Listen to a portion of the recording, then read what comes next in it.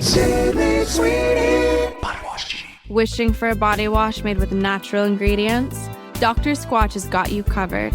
Manly scents that make you irresistible, a thick lather that leaves your skin moisturized all day. No matter what you're looking for in a body wash, rest assured, Dr. Squatch is your best bet. Pick up one today in store or at drsquatch.com. It's Dr. Squatch Body Wash for men who prefer natural.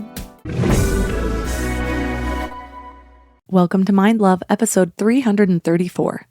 Today's episode is all about aligning your tasks with your passions, uncovering your essence to fulfill your Dharma. Equanimity is really the distance between impulse and response. It's the distance between something that agitates, annoys you, and the way you respond to that thing. And what Viktor Frankl said is that in between those 2 points is a space. And inside that space is where your freedom lies. So if something irritates you and you react immediately, well, then you don't have much freedom. And the reason that you don't have much freedom is because you didn't have any choices of how you could have responded to that thing because you responded so immediately to it. So you think about like you, Melissa, like you like read like more than most people I know. You're like constantly learning, you're developing new skills. But if you don't have any space to use those in these moments of discomfort, well, then it doesn't really matter, right? All the skills you built doesn't really, it's all for naught. Turn up your frequency with Mind Love. Bite-sized brain hacks for seekers, dreamers, and doers. It's time to give your mind a little love with your host, Melissa Monti.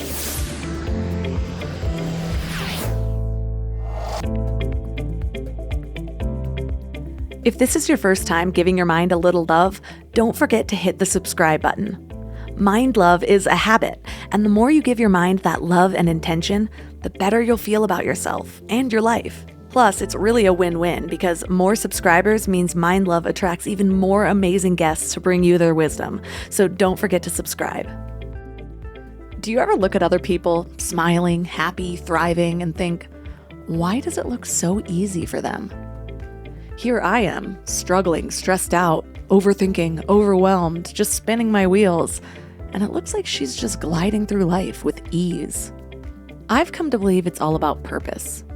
When you've got a bigger purpose in your life, you actually know what that purpose is, and you move toward it a little bit each day, things just start to flow. There's this saying I keep coming back to. If you don't stand for something, you'll fall for anything. And this hits deeper than just the words. When I was younger, I was chasing all the wrong things. The highest paying job, the charming guy who was all talk, wild parties, friends who could match my drinks, not necessarily my personality. I was chasing all the shiny things, not realizing that I was also tying my worth to these things as well.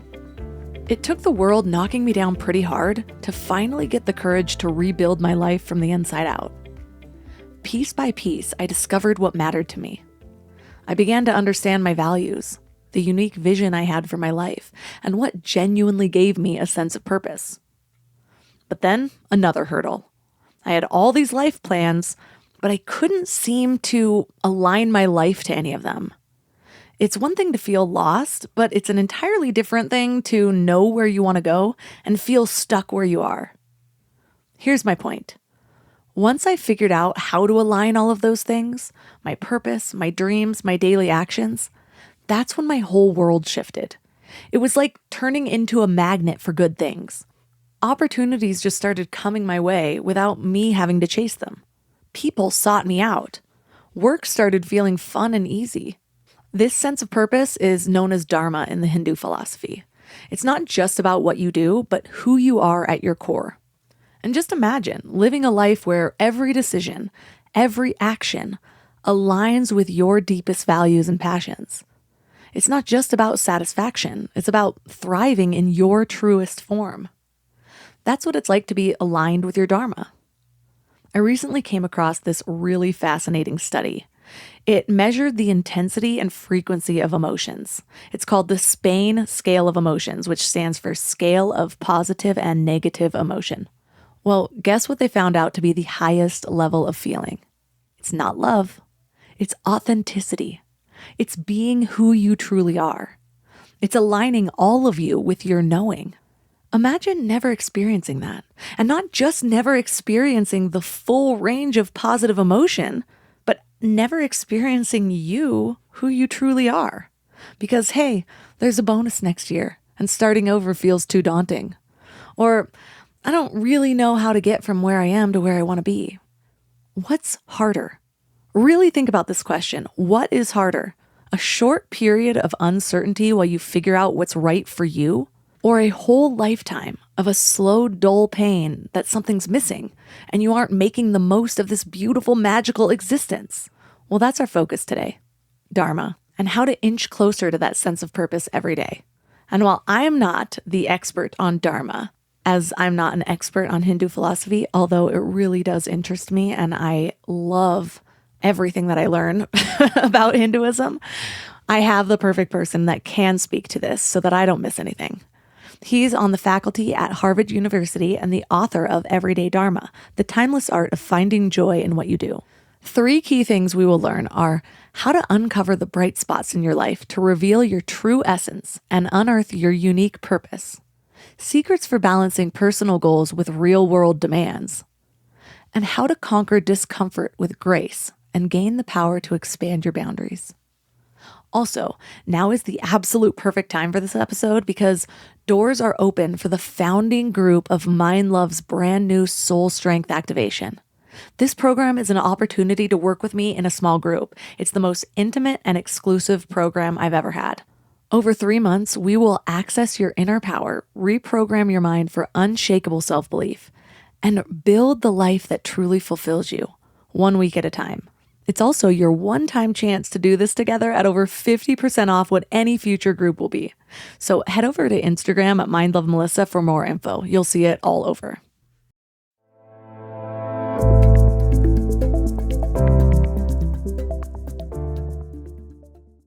Before we go deep today, I want to give you a little gift, and I want to give it to you every single day.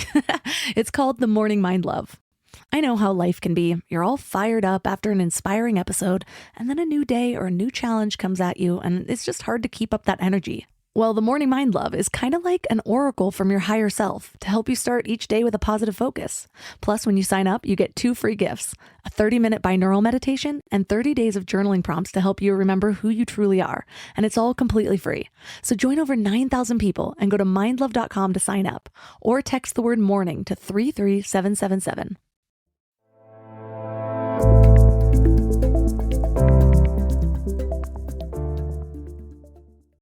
And now let's welcome Sunil Gupta to the show.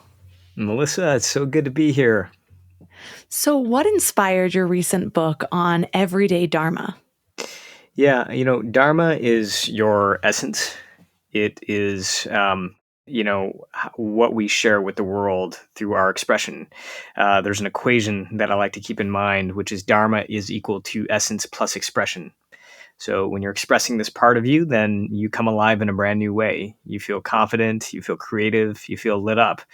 And the reason that I wrote this book is because I was feeling really none of those things. I felt like I was sort of in a lot of ways checking off a to-do list for my life, but not feeling a sense of satisfaction at any one of the sort of milestones that I was hitting. And, Dr. Tal Ben-Shahar, who was at Harvard and is now at Columbia, I teach at Harvard Medical School. And so I looked into a lot of his work at the time. And I realized that he came up with the term that I think described this very effectively, which is the arrival fallacy. The arrival fallacy. And what the arrival fallacy basically means is that we sort of feel like we're going to hit this moment of arrival where all of a sudden we're going to feel all sorts of contentment, fulfillment, happiness, joy. And yet usually what ends up happening is we hit this moment, we hit this milestone in our lives, and we quickly adapt to, okay, what's next? And what's next after that? So every time we think you're gonna hit this red mark of happiness, what ends up happening is we say, all right, the goalpost has moved again. And I found that happening not just for me, but for so many others. Dharma is really about how we sort of escape that trap. It's not about reducing your ambition. It's not about not wanting things in life, but it's about reversing the flow. And what I mean by that is that we know, based on science, based on all sorts of peer-reviewed research, that outer success, as defined by wealth, status, money, achievement, while it's wonderful, it never really leads us to a feeling of lasting inner success, which is joy and happiness and fulfillment. However, we can reverse the flow. We can start with joy. We can start with happiness. We can start with fulfillment. And when we do that and we allow it to spill over into all of what we do, not only does that sort of lead us to a place where we feel better on a day-to-day basis, but it actually gets to better work. You look at people who end up reaching the top of their game, it's typically not because they were trying to become a billionaire or they were trying to, become famous.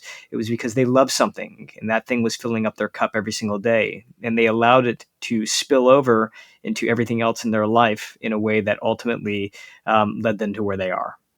I recently moved houses, and in doing so, I found all these old journals and planners, and I totally relate to what you said about how we feel like we're going to hit this point of arrival, and usually we just kind of fly by it and don't even really make note of the milestone. And that happened to me when I was looking at my old best self planners. I was writing down my goals, and I had this initial goal when I first started my podcast. Okay, if I can just be making $5,000 a month from my podcast, then I'll know that it's really viable. I blew past that, didn't celebrate the milestone, and, and instead just moved the needle back a little bit. And I had felt like I was continuously chasing. And so it was just this moment where I'm like, you know what? Yes, that happened years ago, but let me celebrate that for a minute. And let me remember to celebrate every milestone as I keep going, because otherwise it's just so easy to, like we said, move the needle and not even really realize that we're making progress. Yeah, yeah. Can we find fulfillment from the work itself? And that's not easy. Like, I don't find that to be easy. I am very, very goal driven, very milestone driven. My background is in engineering. I was a product manager inside big companies. It was all about the goals. It was all about the milestones. But I think at a certain point in time, what I realized is I just wasn't very happy doing what I was doing, and ultimately, like, I had sort of the LinkedIn profile and the bio that I was setting out to have, but it wasn't making me feel really any differently than I felt even before any of those things happened. So how do you start to feel a sense of joy, not from the results, but from the work itself? I think when we can do that, we come alive in a brand new way. And that's really what this book is about. A lot of people have this sort of skeptical mindset of like, oh yeah, that's easy for you to say, like you work for Harvard or you have this show or whatever it is. And they don't see the process of crafting a life that we love for ourselves, because they're already seeing the end result. Could you elaborate on the concept of the wheel of Dharma and how it influenced your journey back to finding personal fulfillment? Yeah, yeah. So I grew up in Detroit and spent most of my life there. Both my parents worked in the auto industry. They were both laid off in the early 2000s when everything sort of melted down. I worked as an IT consultant in a building called the Penobscot Building in downtown. But the thing that for me, I think shaped so much of my life was an incident that I had when I was very young. I was 7 years old. We took a trip to India and I went and met my grandfather and spent time with him for the first time. And my grandfather was this larger than life figure. He's like, he was like 6 foot something, which like clearly like that part did not pass down like the hereditary chain to me. But he was also, he marched with Mahatma Gandhi. He fought for India's independence, and he was this very wise man. And because he was an early riser and because I was jet lagged, we would spend these early morning sessions together. I would wake up super early and we'd sit on his front porch. And one day he pointed at the Indian flag and he said, "You see the center of that flag?" And I looked and I see this wheel. And he said, "That's the wheel of Dharma." It's known as the Ashoka Chakra, to people who study the flag. But the Ashoka Chakra, this wheel of Dharma, the idea behind it is really a symbol of your life. And as you get older in life, this is my grandfather telling me this, the wheel starts to spin faster and faster. Every year is going to feel like it moved faster than the year before it. Every birthday is going to feel like it showed up just a little bit sooner than the birthday before it. And it's very, very easy in this wheel of Dharma to feel like you get pulled to the outside of the wheel because things start to move so quickly that you're almost just kind of grasping for dear life. And the work, the real journey that we take is that when we realize this has happened, we find our way back to the center. We find our way back to who we really are. That doesn't mean that you necessarily abandon your life. It doesn't necessarily mean that you blow up everything that you have. Because look, the reality is, to your point you were making before, like we have bills to pay. We have things to, like we have duties. We have responsibilities. A lot of us have I have kids, and a lot of us, I think, listening right now have kids, aging parents. We have so much on our plate right now to basically say we're gonna sort of like, rip the cord and leave all of that is not an option for most of us. So the question really isn't about how we sort of flee. It's about how we start to bring these elements of Dharma into our lives. How do we start to bring just a little bit more of who we are into what we do? And the beauty of that is that even when we can align that just by an inch, like even when we make little gains, we start to breathe easier. We start to feel more confident. We start to feel more creative. I mean, there is nothing more pleasant, I believe, than starting to feel like you can bring more of who you are into what you do.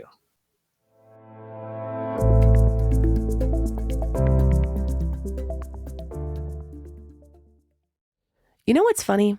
We spend so much time feeding our minds, reading books, listening to podcasts, learning new things, but then we grab whatever's convenient to feed our bodies. And I get it. Life is busy, and sometimes a drive-through feels like the only option. But that's why I take Field of Greens.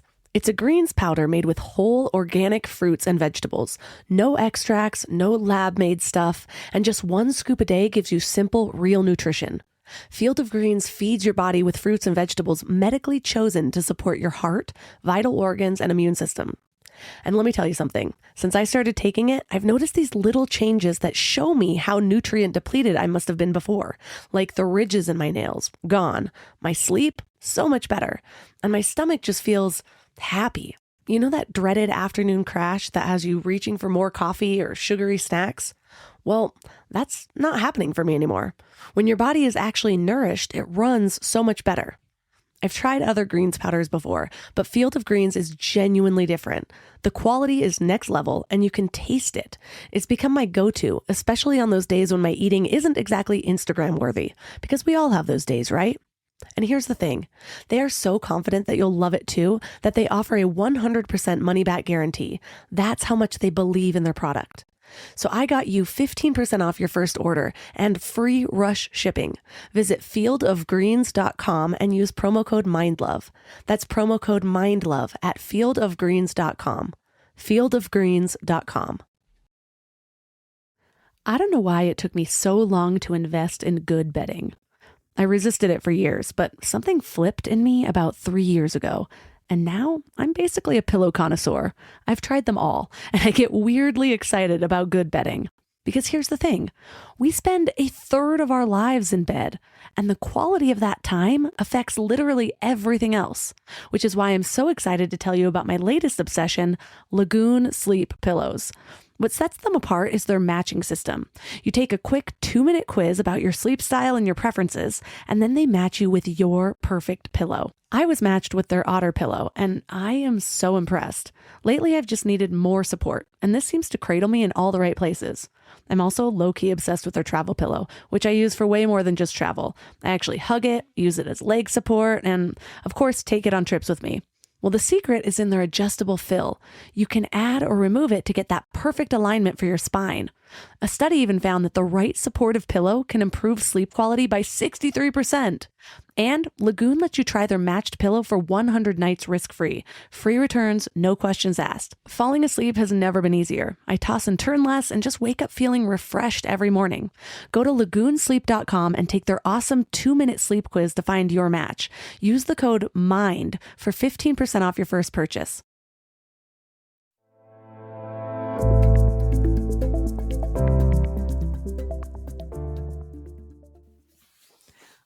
I have been playing with different ways of life. And what I mean by that is recently I just had another fed up moment. I've had this a few times in my life, and each time I'm like, okay, I get it. What I'm doing is not working for what my goals are. So I'm going to shift. I'm going to do all the things I've learned about.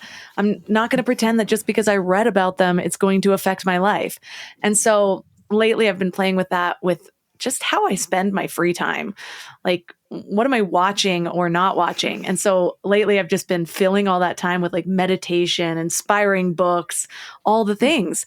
And I did that for like 3 weeks, felt on such a high. And then I was like, you know what? Like, I deserve a break. I sat there for some Saturday and watched like my guilty pleasure that I'm embarrassed to say, Bachelor in Paradise. And I'm like, Yes. watched like 3 Yes. hours of it to catch up. And I was like, afterwards, I was just all of a sudden not really in that great of a mood. Started second guessing my goals, was getting in my head. And I was like, the one thing you did different today was fill your mind with absolute crap, you know? And so I went and meditated instead, got kind of back into my head. And it was like I reshaped my outlook on life. And so I'm not saying that we need to be completely productive at every single moment of the day.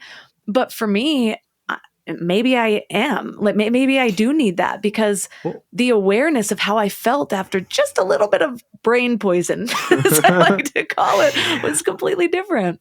I think what's fascinating about what you're saying is just a level of awareness of what happened when you watched. Because I don't think that necessarily happens to everybody. But knowing if it does is really important. Like my wife she's a journalist. She's one of the hardest working, brightest people I know. She loves Real Housewives. And she will watch that as her guilty pleasure. And I can see for her, it actually fills her cup back up. Like she's like, just, fucking leave me alone. Take the kids and like, let me go sit on the couch with my phone, not even sit in front of TV, just on my phone, watch Real Housewives.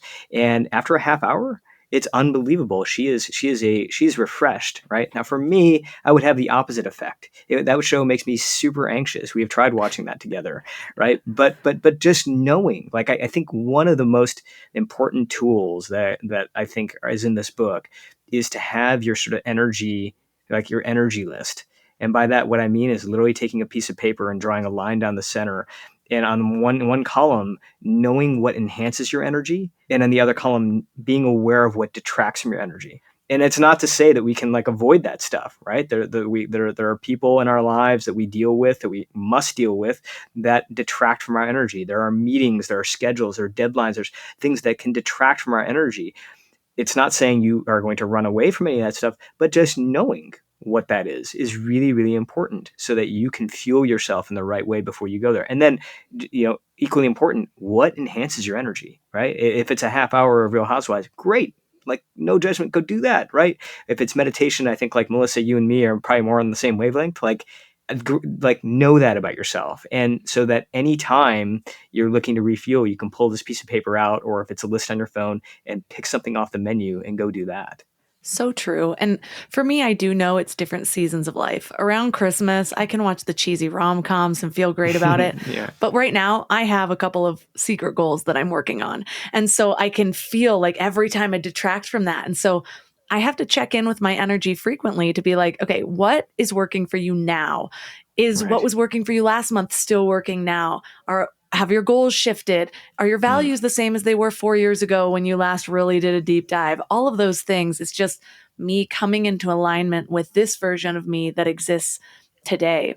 And what I love about your book is that you break up the wheel of Dharma into these different parts that are all these concepts that we've learned in different ways on this show, but to see them as the holistic view really reminds me about what I was going through, because it's not just watching my guilty pleasure show that might be somebody else's energy fuel. It's the holistic view of that. Like, how am I feeding myself? Am I getting enough sleep? Like, all of those things play into how I react to each individual thing. So can you tell us a little bit about some of those parts? Yeah, absolutely. So the first part is really about how do we start to figure out what our Dharma really is. And the way that I really try to break up each of these parts, by the way, is I try to tell us what it is, right? But then I try to break it into like, what are some modern techniques, right? Where is the science of it today? And what are some techniques you can put into practice? So for example, the first part is really about like, okay, what is my essence? Right? Because I think a lot of us feel this way. We're like, all right, great Dharma. This is purpose, meaning, great. But I don't even know what that is. So I don't know how to start expressing that. So let's begin there. Let's do that. And the good news is that you don't have to go find your Dharma. You don't have to go on this massive search. There was a while in my life where I really felt like I needed to go backpacking through the Himalayas. I needed to go live in other countries, and I did all that stuff. But I never really found my answer out there. The journey is really internal, right? It's already inside of you. But what we need to do is we have to remove the layers sometimes that have gotten in its way. And those layers were put there for really reasonable, reasons. I mean, it's all the commitments and priorities you've had in your life. It's sometimes other people's judgments, other people's priorities, all the things that were sort of bestowed upon you that you had to do, right? Well, a lot of that can bury us from who we actually are. And so the work sometimes is uncovering this. And, I think that finding your Dharma is less of a transformation and it's more of a revelation. It's probably something that you were in touch with in your life at some point in time. And that may have been last week. It may have been when you were a child. But there was something about you that really felt like your essence. And when you were in that essence, you came alive in a brand new way. We're going back to that. One of the ways that we can do this, one of the simple ways, I offer in the book what I call the chisels. And the reason I call these the chisels is because Michelangelo would look at a block of marble and he would say, the sculpture is already inside. I just have to chisel away at what's not necessary. Then the same thing is true with your Dharma. We're chiseling away these little layers so we can uncover who we are. And one of the chisels that I think is so simple, but I think it has been incredibly effective for the people that I coach and help is just to start identifying what were the bright spots of my past week or my past month. What were the brightest spots of my day, if I really sort of think about that? Because one of the things that we sort of tend to do is what neuroscientists call hedonic adaptation. And what hedonic adaptation is we basically every time something good happens, like we like immediately like celebrate it for a moment, and then we kind of move on to what's next, right? But every time something bad happens, we dwell on it, right, over and over again. We really spend a lot of time on the things that are bad, right? And the result of it is that we actually don't have as much of these bright spots sort of stored in our memory. We can't really recall them in the way that we can recall these negative moments and negative memories.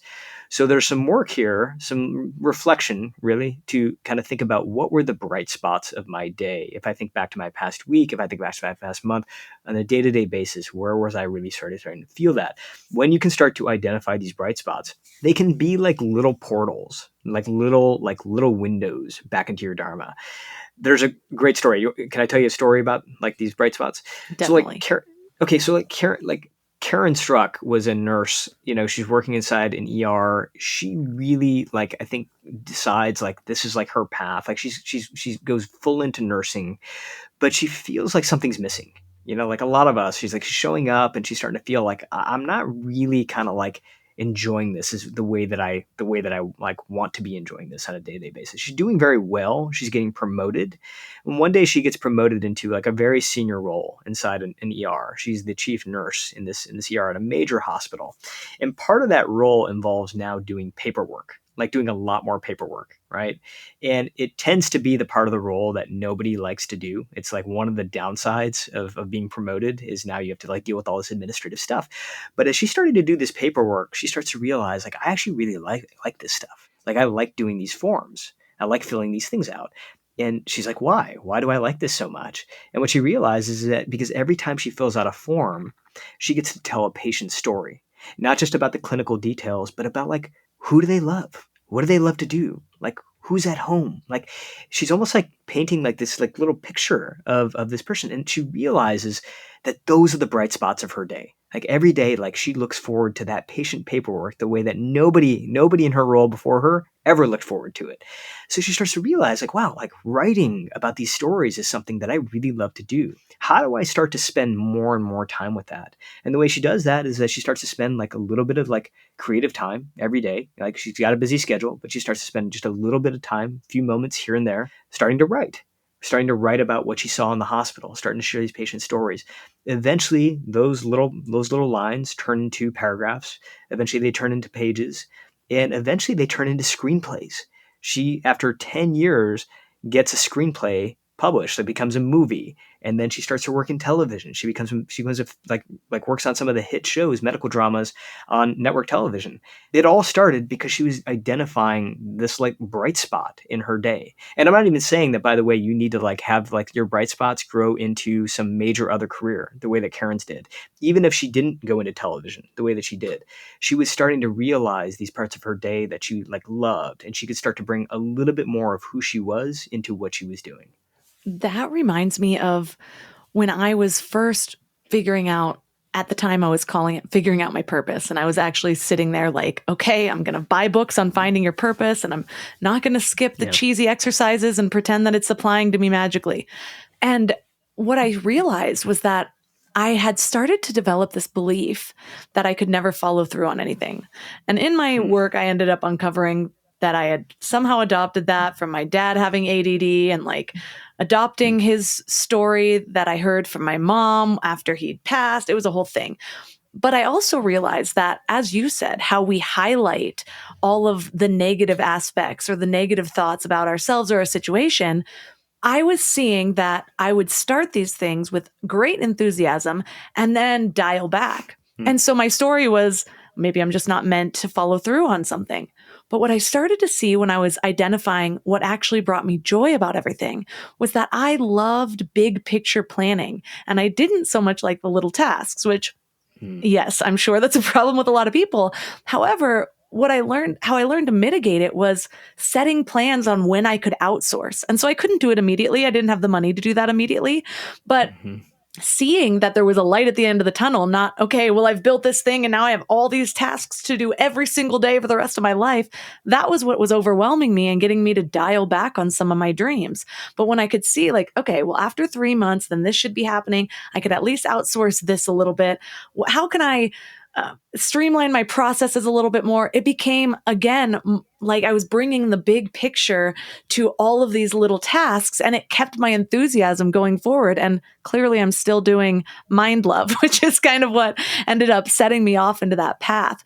And so it allowed me to bring in so much of the passion and the high energy, because I trusted that all of these little things were living into what I was good at, what I was meant for. And that kind of brings me to the next part of the Wheel of Dharma, where you talk about bhakti, full-hearted devotion. Tell us about how that plays into your Dharma. Yeah. So full-hearted devotion, bhakti is really about committing to a course of action and being in it, full-hearted. And full-hearted is different than being fully scheduled, right? Because sometimes we think that those two are the same thing. One of the things that can be really frustrating, I think, for a lot of us about, purpose is that, well, I've got a full-time job, and I've got bills to pay. I've got other commitments and duties and responsibilities. So I have a sense of what my purpose is, but I don't have time for that, right? Practically speaking. And I think the most important potentially the most important thing about Dharma is that it's not about committing a full clock to the craft, right? It's about having a commitment that is full-hearted, even if that's just for a few minutes every day. The example that I love to use is that, like, with my wife and I, we have 2 kids, and we're kind of flooded with duties right now. We both have aging parents. We have 2 kids. Like, as soon as like 7:00, like the clock hits 7:00, like our house goes berserk. Right? It's like shouting, screaming, like they're fighting with each other. And it's like, we're trying to like make breakfast, and we're trying to like, maybe get a couple emails done, but it's just like, it's berserk. My wife and I, like, we realize that the cornerstone of our relationship, though, is really the 15 minutes before that 7:00 happens. And at 6:45, the 2 of us will usually sit down together and we'll have a cup of coffee. And for that 15 minutes, we're just connected to one another. Right.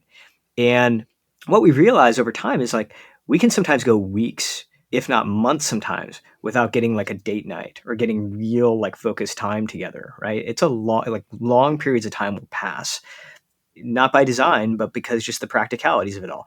But that 15 minutes every day is really it is the cornerstone, the foundation of our relationship in so many ways. And the same thing is true about your Dharma, right? Like, we think that in order to love something, we have to spend every minute of every day and we have to be completely focused on nothing but that one thing. Not true. Not true at all. Focused, full-hearted time is really the path to Dharma. And you don't have to look any further than all of the people who've accomplished incredible things, though they had demanding full-time jobs. Kurt Vonnegut was, he was a car salesman. Philip Glass, the great composer, was a plumber.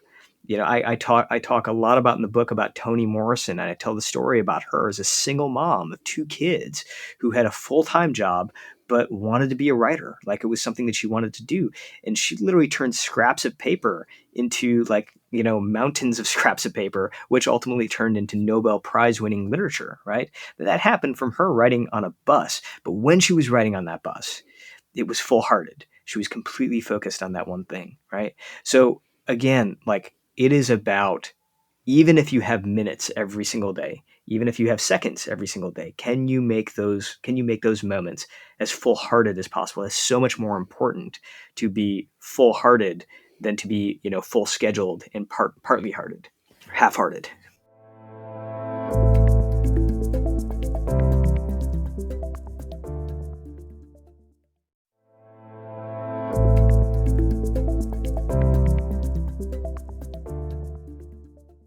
I love that illustration or the example you used with your wife, because so often it's like, okay, say you have that 15 minutes. You're not going to go into the 15 minutes thinking about what annoyed you that she did yesterday, or the thing, how he hasn't hung the curtains or whatever it is, which just a lot of people aren't as intentional in the time that they have with their partners.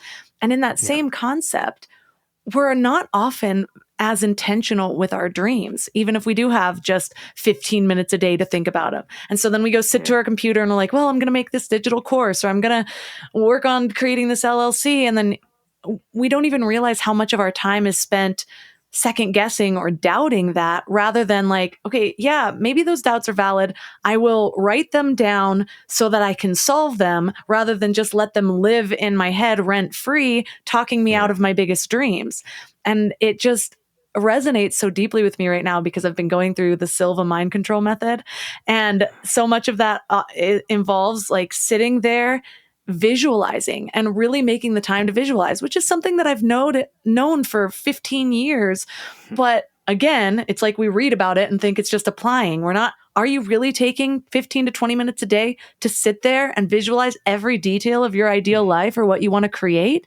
Because that is going to be so much more effective than that accidental 15 minutes where you went online and immediately talked yourself out of your biggest dreams. And so I just love that illustration that you used.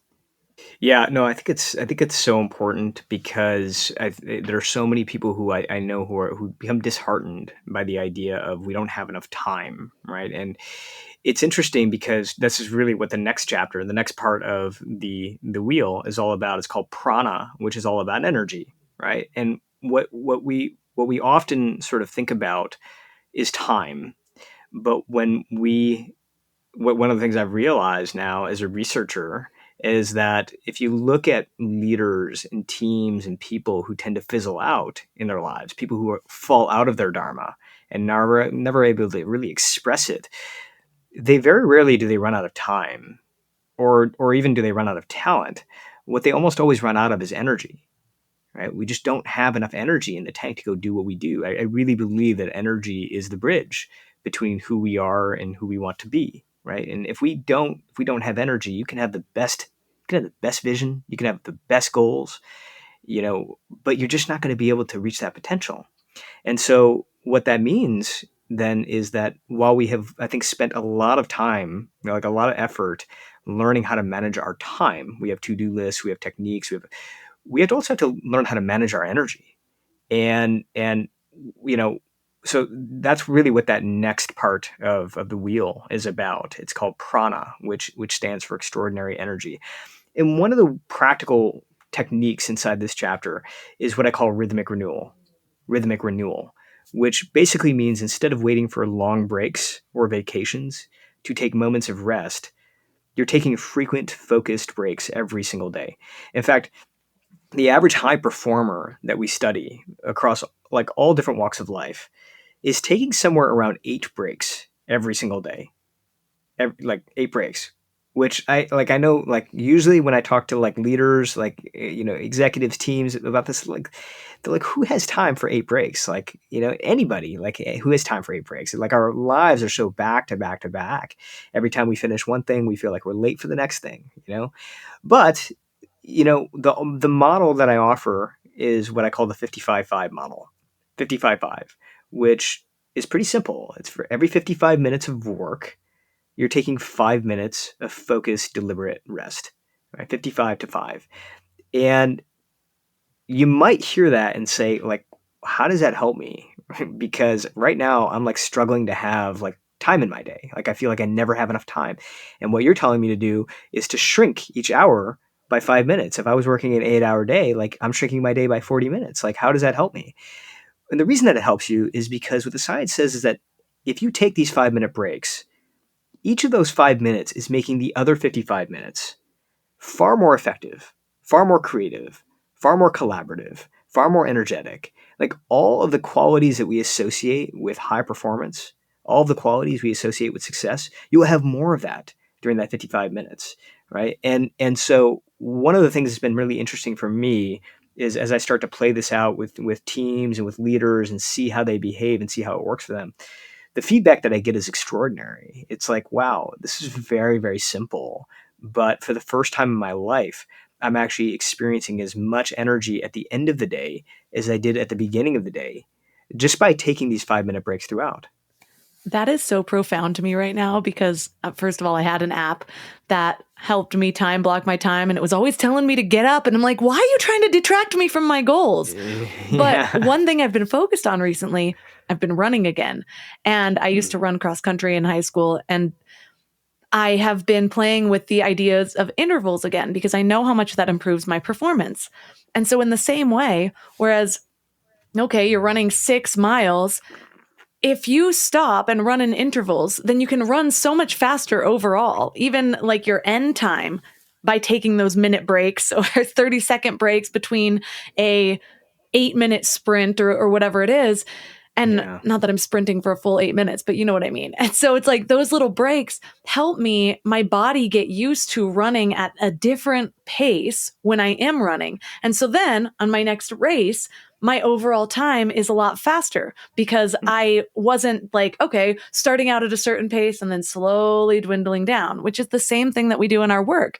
We start out full Totally. steam usually, and then we slowly dwindle down and we're thinking about something else. We're not on track, but it's just like after a weekend, if you actually like your job, a lot of, for me, Mondays, I get really excited about because I'm like, okay, the nanny's back. I can actually like focus Right. on my work. And so that's so important. And it also reminds me of my husband and I have been keeping each other accountable about this idea of how we're splitting our energy so often when we are, as A Course in Miracles calls it, or I just read this book, Happy Pocket Full of Money, that was really great. But it talks about this concept of like being too lenient with your mind wandering. Like, we think it's just a normal thing, but we're actually splitting our energy. And we're saying we don't have enough energy for our dreams, but how much are we just letting leak through with all of these holes that we haven't plugged because we aren't focused on training our minds? When we're training for some sort of sport or a physical thing, we know we have to train our bodies, but we don't really give that same consideration to our minds as often. And so Yeah. that kind of brings me to my the next part of the book, comfort in the discomfort. Just because so often I feel it's funny, I have like mixed messages with this comfort and the discomfort. So often we feel comfortable in something that should be uncomfortable, but we don't feel comfort in these little things where we're just sort of pushing our limits on what we can do, kind of like running in intervals or getting refocused. So tell us what that means to you. There's a Buddhist parable that I think about constantly, and it's called the tale of the prickly porcupine. And basically, the tale goes that there were these porcupines, and they would huddle together in the winter for warmth. But when they huddled together, they would needle each other, they would poke each other, and so eventually they get so sick and tired of like the discomfort that came with needling and poking that they disbanded. But when they disbanded, they had to go out into the cold, and they felt lonely, and they felt frigid. They couldn't survive. And so eventually they had to learn to come back together and huddle together for warmth, even with the pricks, even with the pokes, right? And they had to learn how to find comfort in the discomfort. And I love it because I think it's such an apt metaphor for our lives, right? I mean, there are annoyances and distractions and all the things that make us uncomfortable everywhere, right? At home, at work, no matter where we go. It could be people cutting you off on the side of the road. Like, it's gonna follow you. You can't necessarily run away from that. And by the way, like, we know that a lot of the growth happens from that comes from those annoyances. It comes from the setbacks. It comes back from the mistakes, right? That's where we actually tend to grow. So instead of trying to run away from that, we have to learn how to find comfort in those moments. Much easier said than done. I dedicated a whole chapter to really what's the latest in science around how we find comfort in the discomfort. Viktor Frankl, I think, did a lot of important work in this area. He was a neurologist. He was a Holocaust survivor. And, he wrote a book called Man's Search for Meaning.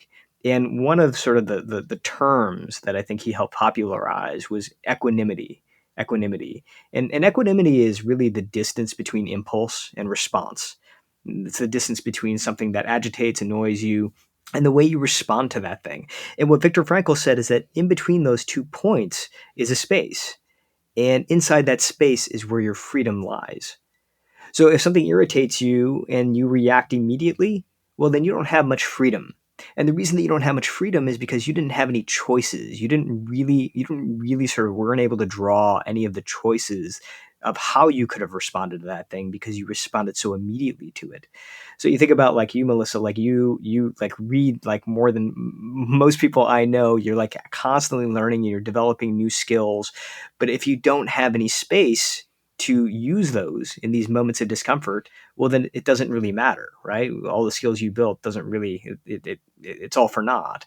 So in a lot of ways, I think like this concept in the book, we call it upekkha, which is comfort in the discomfort, is the foundation of everything else. Because if you don't have that space, you can't employ any of the other techniques that we learn, right?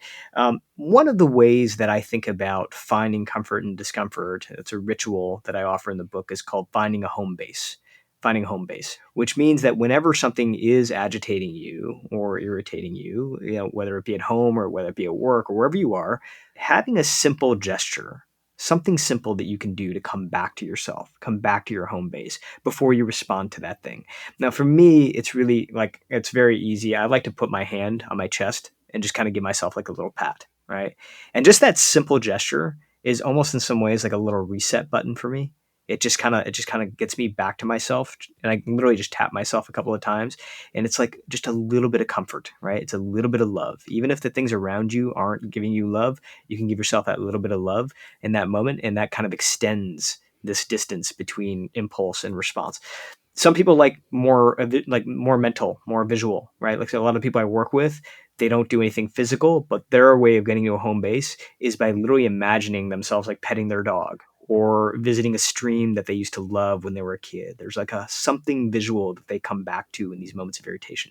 And again, like, this isn't about like taking you out of the present moment. You're not like trying to escape. You're not trying to flee. But what you are doing is you're coming back to your center, right? And by coming back to your center, what you're doing is you're elongating that space between impulse and response. And when you elongate that space, it gives you choices. You can start to use some of what you've learned, and when you can get to use with some of what you learned, that's where you reclaim your freedom. I actually have a little trigger that I use in a similar way, but for a different response. And I will push my pinky to my palm, and it's something that you don't do often because the other fingers hit first. But I read I'm doing it now. That the pinky to the palm is actually, your pinky is one of your connections to higher wisdom. And so that pinky to the palm is like a reminder to get in and access your intuition. And so a lot of times and so they do it in the Silva mind control method. It's one of the ways where you just kind of tap there and it'll activate your training. And so when I do that, it reminds me, because so often when I'm in reactivity, I'm totally in my ego and I am reacting from my programming, from my human self versus my higher self. And so that's just been my little trigger, and it'll immediately sort of expand my focus from my tunnel vision to like the space around me. I'm like, what energy can I pick up? What really is going on here? What can I sense from this person? How can I access my higher wisdom in this moment? And it's been really helpful. So thank you for that reminder, because I remember learning about just different triggers you could use, and it could be anything really that Yeah. stimulates yourself. But a hypnotist told me back in like 2019 when he was helping me with something, and so I've been trying to just find my little triggers for specific things during the day.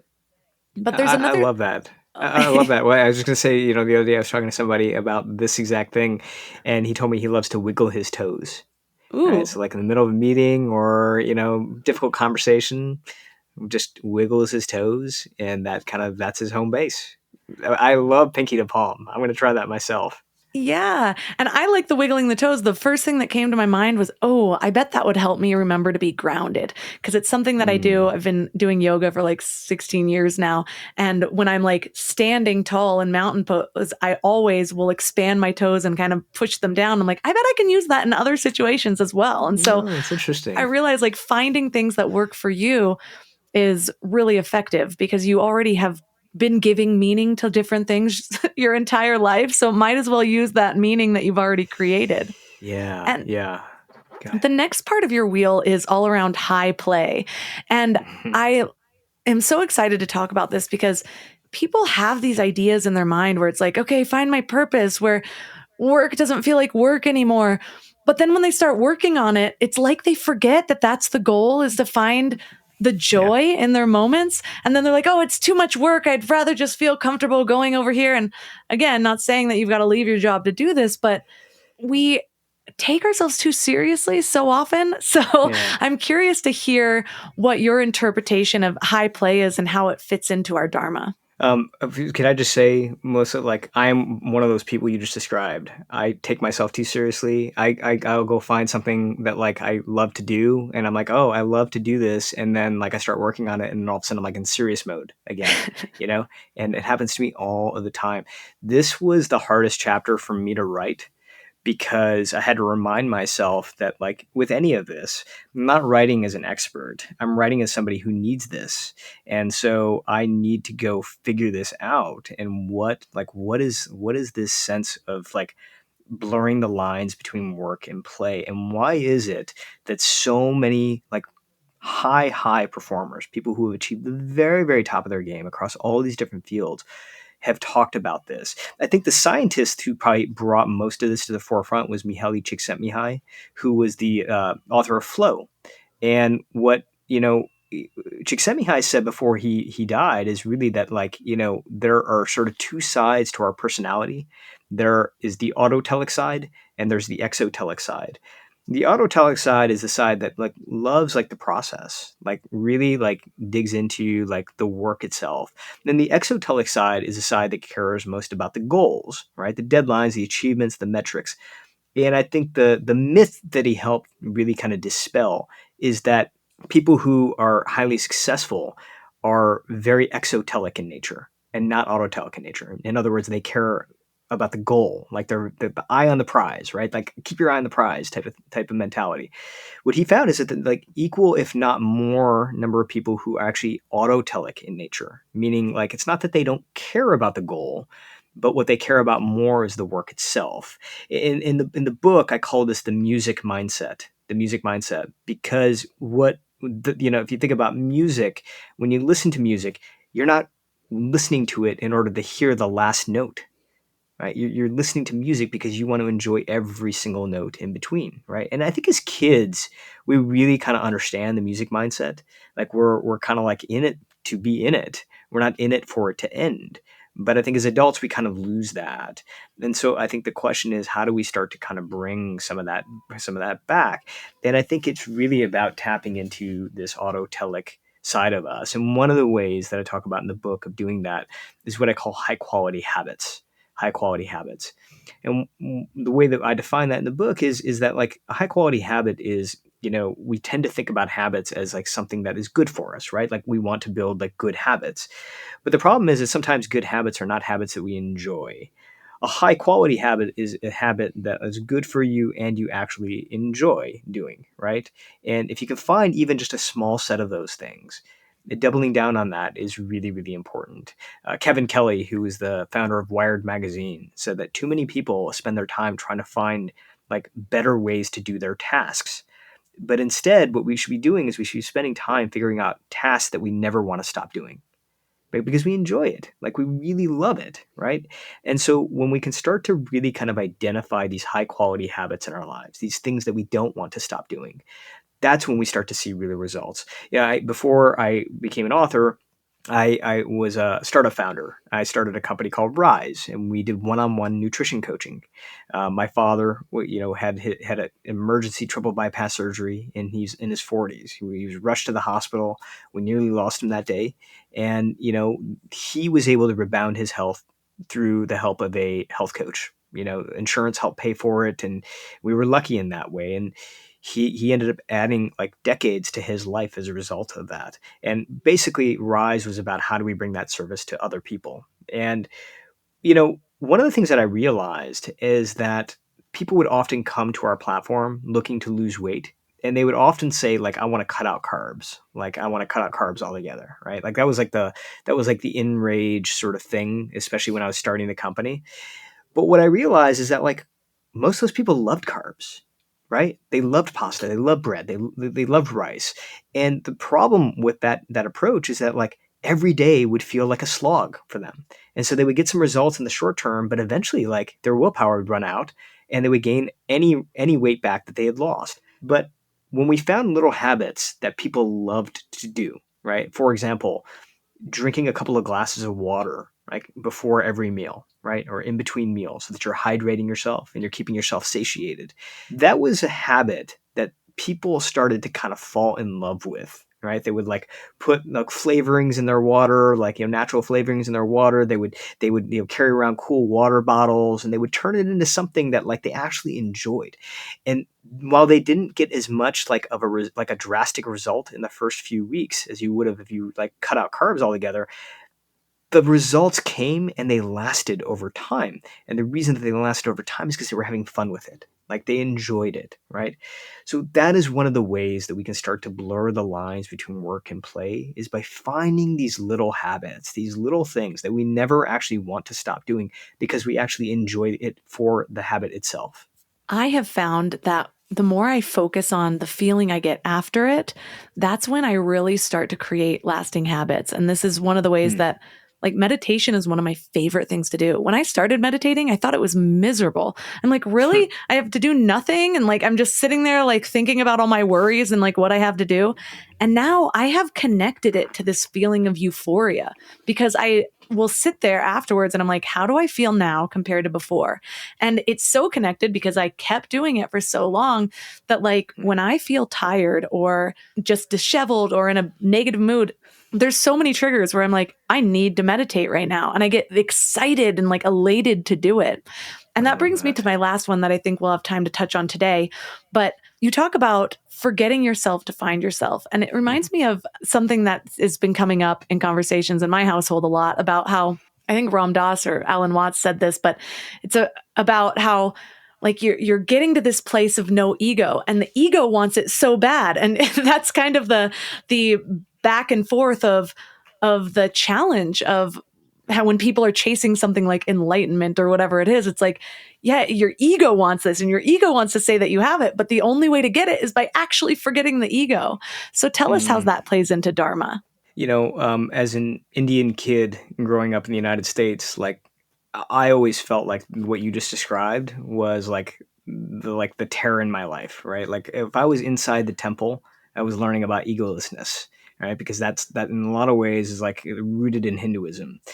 Gandhi was the person who said you have to lose yourself in order to find yourself, right? So it's all about sort of taking yourself to zero, about removing the ego.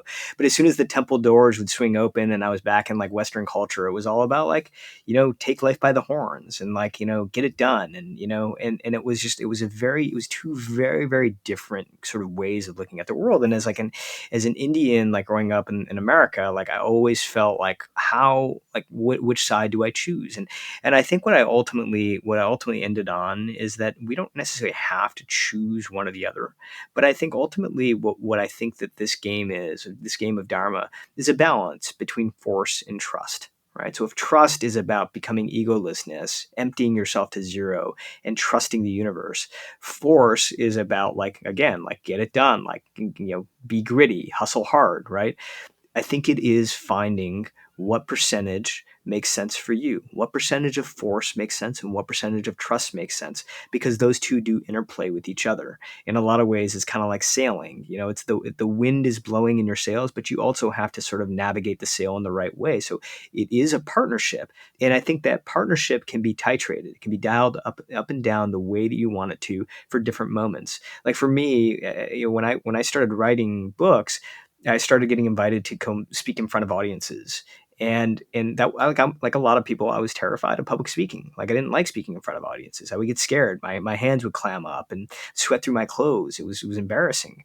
But what I found is that I was putting way too much force into each time I got up on stage, right? I would take all of my notes up with me. I would stand behind the podium. I would try to get every single detail right. I was trying to force it, but I started to titrate down and allow more trust in, not empty myself to zero and throw caution to the wind, but I started to say how much intensity do I really actually need here in order to be successful? And usually the answer was not 100%. Usually the answer was if I brought 70% pressure up there with me, I can allow 30% of it to be just trust. Trust what's going to happen up there. And so I think the lesson is for these different moments in our lives, really throughout the day, before you go into a meeting, before you walk in with your family, before you sit down with your kids or whatever it is, ask yourself, how much force, how much effort do I actually need in this situation, right? Because usually the answer is not 100%. And what we find when we look at performers, high performers, what we ultimately find is that they're not following this thing that we've been conditioned to believe, which is that maximum pressure equals maximum results.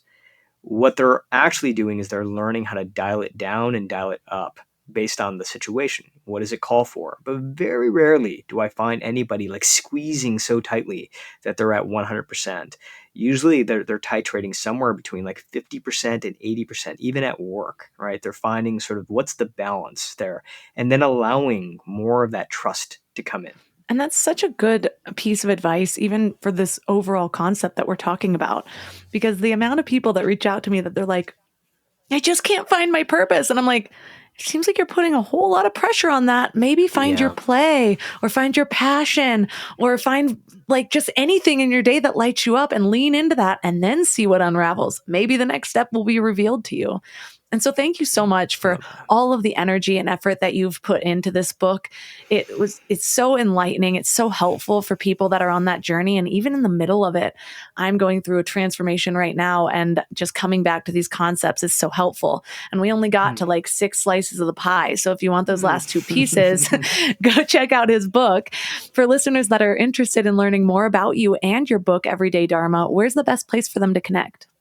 I think the easiest thing, just search Everyday Dharma online and it'll lead you to your favorite sort of book place to buy books. And you can check out the book and check out the description. And if you want to learn more about me, it's just sunilgupta.com.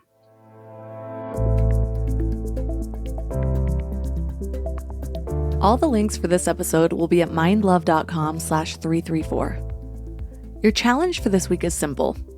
I want you to be honest with yourself. Give yourself a real audit about your level of happiness and alignment in your life. So I'm not just talking about, Saturdays at 2 p.m. You actually feel happy because you're finally feeling it like yourself. I want to know how much of your life feels like it's truly you. Do you feel like you're living from your core? You're leaning into your gifts with all of the work that you do? Or are you just showing up to a job just to get paid? I know how hard it can be to break out of this paradigm, but I truly believe that it's one of the most important things that you can do. I understand what it feels like to feel broke and stuck. I understand what it feels like to feel like you have a family to feed. And I also know what it feels like to feel lost and broken and wondering if I even really have a purpose, wondering if all of those things that I heard was meant for somebody else instead of me. And I know what it feels like to be on the other side, to find the thing for me, to realize that all the things that I was so afraid of weren't that bad at all. The several years that I had to be on much more of a budget than I was used to being on. But looking back, those were some of the best years of my life, and it didn't decrease my level of happiness whatsoever. Most of the fear came from that resistance. And the payoff of knowing that I was on the right path and feeling good about every single day that I showed up to live in this purpose was well worth any amount of leap that I had to take, of uncertainty that I had to be in. And I need to tell you, there is one thing that separates the people that seem to use life as a canvas for their dreams and everyone else. And that one thing is being able to make a move when the future seems unclear. It's realizing that if you are waiting for certainty and clarity, you're going to be waiting forever. Those things don't find you. You create certainty and clarity because you decide on it. You decide, I'm going to find this. I'm going to be this. I'm going to do this. I might not know what it looks like right now, but I'm going to take that leap. And that is one of the most self-loving things that you can do. If you need help, please reach out to me on Instagram. This is literally my greatest passion in life, because I know how many of you are feeling those soul whispers. And I know what a change it can make in your life. Literally feeling like it blossoms open into something that you may have never even experienced before. So reach out to me on Instagram at mindlovemelissa or send me an email, whatever you have to do to get a hold of me and say, hey, I don't know what I'm doing, but I feel the nudge and I will help you. As I mentioned in the beginning of this episode, if this is speaking to you, I have the perfect program for you. It's launching very soon. Next week, the week after, very soon. So reach out to me ASAP and we can see if this is right for you. I'd love to hear your vision, your dreams, whether you're clear on them or not. And maybe, just maybe, we'll get to know each other pretty well in these next couple months. You can find all of my sponsors at mindlove.com/sponsors. There's some great ones. I've got their discount codes and deals on that page. And that's all for today. So thanks for giving your mind a little love today, and I'll see you next week. Thanks for tuning into Your Higher Frequency with Mind Love. Head to mindlove.com for a free gift to keep your vibes up until next week.